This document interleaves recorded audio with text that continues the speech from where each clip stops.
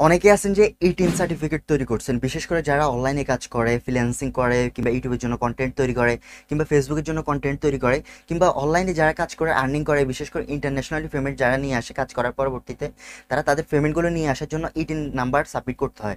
সেক্ষেত্রে অনেকে কী করছেন, তাড়াহুড়ো করে 18 সার্টিফিকেট তৈরি করে ফেলছেন। সো যারা বুঝে না বুঝে 18 সার্টিফিকেটটা তৈরি করে ফেলছেন তাদের জন্য বাধ্যতামূলক এই রিটার্নটা সাবমিট করতে হবে, যেখানে আপনাকে মেনশন করতে হবে আপনি বছরে কত টাকা আর্নিং করছেন, কত টাকা খরচ করছেন, কত টাকা আপনি সরকারকে ট্যাক্স দিতেন, কত টাকা ট্যাক্স দেন নাই। সো এইসব বিষয় আপনাকে মেনশন করে অনলাইনে একটা এই রিটার্ন সাবমিট করতে হবে যদি আপনি 18 সার্টিফিকেটটা তৈরি করে থাকেন। আর আপনি যদি 18 সার্টিফিকেট তৈরি করার পরবর্তীতে আপনার তেমন আর্নিং না হয়, কিংবা অল্প সংখ্যক আর্নিং হয়, যেসব আর্নিংগুলো থেকে গভর্নমেন্টকে ট্যাক্স দিতে হবে না, অল্প সংখ্যক আর্নিং যেহেতু, সেক্ষেত্রে আপনি জিরো এই রিটার্ন সাবমিট করতে পারবেন সহজে অনলাইনের মাধ্যমে।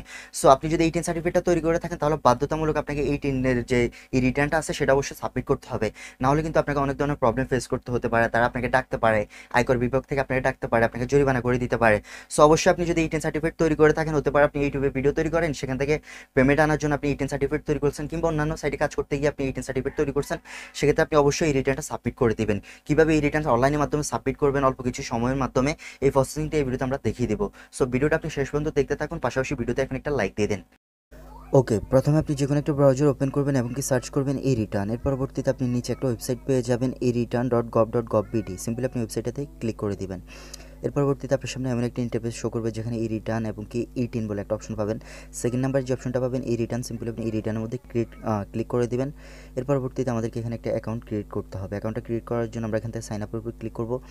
এর পরবর্তীতে আপনার যে 18 সার্টিফিকেট আছে সেটা আপনি এখানে লিখে দিবেন, আপনার যে নাম্বারটা আছে সেটা লিখে দিবেন।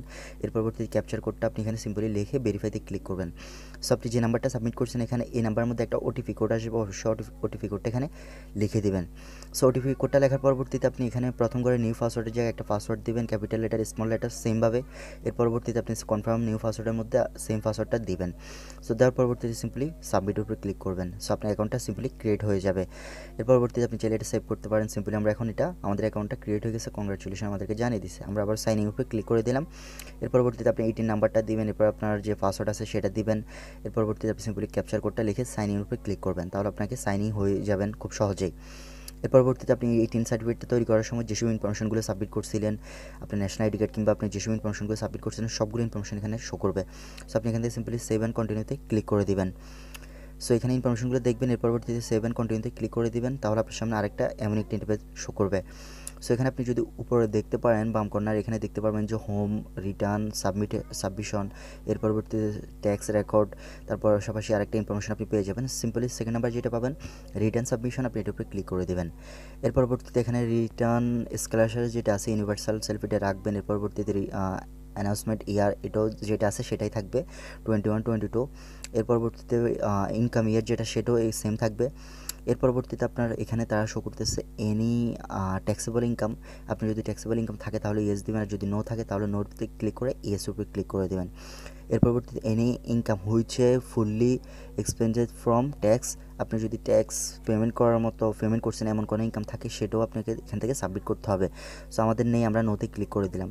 এর পরবর্তীতে হচ্ছে এখানে থার্ড নাম্বার যেটা পাচ্ছেন সেটা হচ্ছে রেসিডেন্ট স্ট্যাটাস, আপনি এই দেশে আছেন কিনা বা এই দেশের মধ্যে আপনি এখন স্টে করতেছেন কিনা। সো আপনি সিম্পলি এখানে রেসিডেন্টের মধ্যে ক্লিক করে সেভ অ্যান্ড কন্টিনিউতে ক্লিক করে দেবেন। এর পরবর্তীতে হচ্ছে এখানে সেকেন্ড নাম্বার আপনাকে এডিশনাল ইনফরমেশন সাবমিট করতে হবে। সো এডিশনাল ইনফরমেশনের মধ্যে আপনাকে অবশ্যই ডিরেক্ট কোম্পানি, আপনি কোনো কোম্পানির শেয়ারের সাথে আছেন কিনা বা কোনো এমন কোনো ব্যবসায়িক প্রতিষ্ঠানের সাথে আপনি শেয়ার আছেন কিনা, থাকলে ইয়েস দিবেন, নো থাকলে নো দিবেন। সো এর পরবর্তীতে হচ্ছে যে আইটি 10B রিকোয়ারমেন্ট যেটা আছে সেটা হচ্ছে আপনার কি 40 লাখ টাকার উপরে কোনো সম্পদ আছে কিনা, যদি থাকে তাহলে ইয়েস দিবেন, আর যদি না থাকে তাহলে নো দিবেন। এর পরবর্তীতে আপনি এখান থেকে অন মোটর কার, আপনার কাছে কি কোনো গাড়ি আছে কিনা, কার হতে পারে বাইক হতে পারে, যদি থাকে সিম্পলি আপনি ইয়েস দিবেন, নাহলে নো দিবেন। আমরা নো দিয়ে দিচ্ছি, আমাদের যেহেতু নেই। এর পরবর্তীতে আপনার সিটি কর্পোরেশনের মধ্যে কোনো হাউস আছে কিনা, আমাদের নেই, আমরা নোতে ক্লিক করে দিলাম। এর পরবর্তীতে এখানে যেটা তারা চাচ্ছে যে IT 10B not a military still 1-2, আমরা এটা এসে রেখে সিম্পলি 7 কন্টিনিউতে ক্লিক করতেছি এবং কি নেক্সট পেজ আমরা এই বিষয়ে কথা বলতেছি। So IT 10B not a মিলিটারিটি ফর ইউ স্টিল 1-2 সাবমিশন, এখানে যদি আপনি ইয়েসের উপরে ক্লিক করেন তাহলে আপনাকে এখানে অনেকগুলো ইনফরমেশন সাবমিট করতে হবে।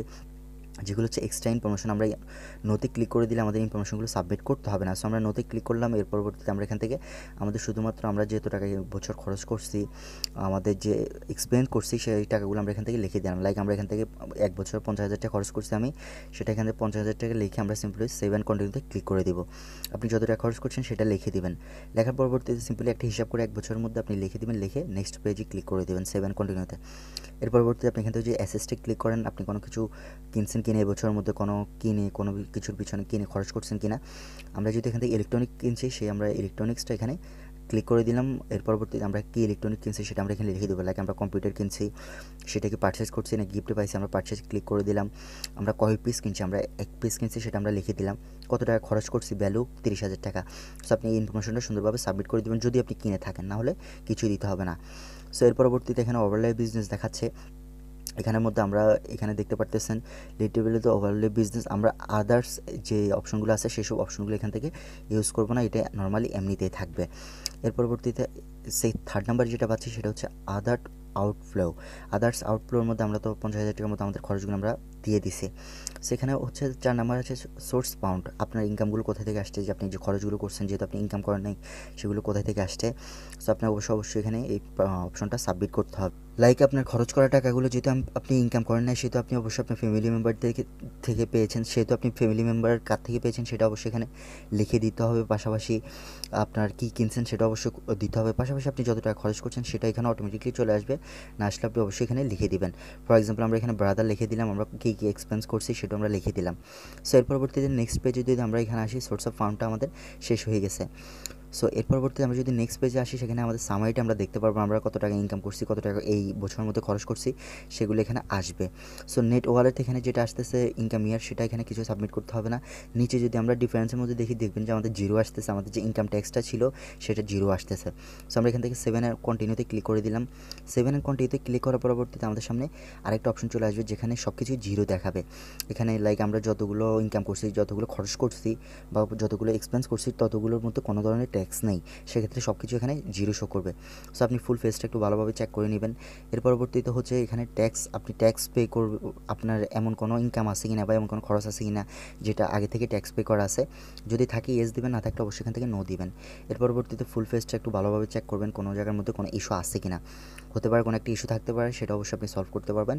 সো এর পরবর্তীতে আপনি এখান থেকে রিটার্ন ভিউতে ক্লিক করে দেবেন। নেক্সট পেজে রিটার্ন ভিউতে ক্লিক করার পরবর্তীতে আপনি যতগুলো ইনফরমেশন এখানে সাবমিট করছেন সবগুলো ইনফরমেশন এখানে চলে আসবে।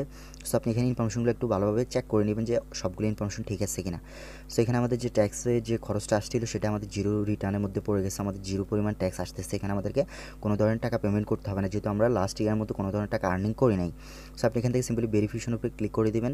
আপনি যে ইনফরমেশনগুলো সাবমিট করছেন সেগুলোতে আপনি সম্মতি আছেন, ভেরিফিকেশন উপরে ক্লিক করে দেবেন। এর পরবর্তীতে আপনি এখানে সাবমিট রিটার্ন উপরে ক্লিক করবেন।